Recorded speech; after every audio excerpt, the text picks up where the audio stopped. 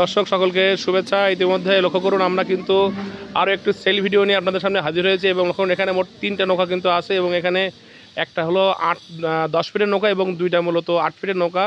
আপনারা ইতিমধ্যে জানেন সারা বাংলাদেশে যে প্রচণ্ড বৃষ্টি এবং হঠাৎ বন্যার কারণে কিন্তু অনেক জায়গা কিন্তু তলিয়ে গিয়েছে এবং অনেকের মৎস্যঘের কিন্তু ক্ষতিগ্রস্ত।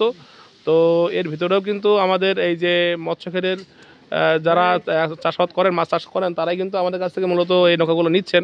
তো এখন একটা ভাই আসছেন আমাদের সাতক্ষীরা জেলার পার্শ্ববর্তী জেলা অর্থাৎ যশোর জেলার মনিরামপুর থানা থেকে। আমরা তার কাছে শুনি তার বিস্তারিত বিষয়টা। ভাইজান, আপনার বাসা কোথায়?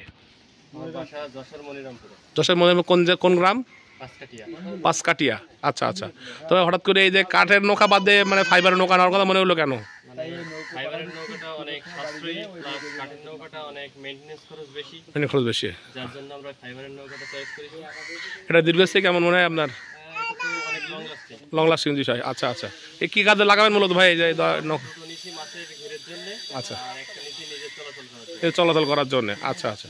তো দর্শক আপনাদের সকলে লক্ষ্য করুন, এখানে কিন্তু বিভিন্ন সাইজের আমাদের কাছে নৌকাগুলো পেয়ে যাবেন। আপনারা যদি এদের নৌকা কারো লাগে 8 ফিট, 10 ফিট, 12 ফিট নৌকা লাগে, তারা কিন্তু আমাদের যোগাযোগ করতে পারেন। আমরা কিন্তু সারা বাংলাদেশে ক্যাশ অন ডেলিভারিতেও নৌকাগুলো দিয়ে দিচ্ছি। ধন্যবাদ সকলকে, ভালো থাকবেন সবাই।